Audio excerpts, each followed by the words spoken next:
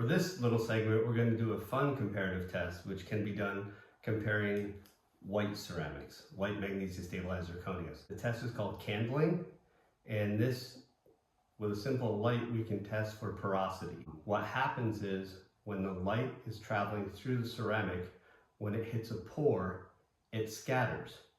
So you can quickly tell the difference in quality between white mag zirconias with a flashlight. So this shows the candling. You can see the light penetration of what I'd say is a good standard. This was a good benchmark mag zirconia, good quality.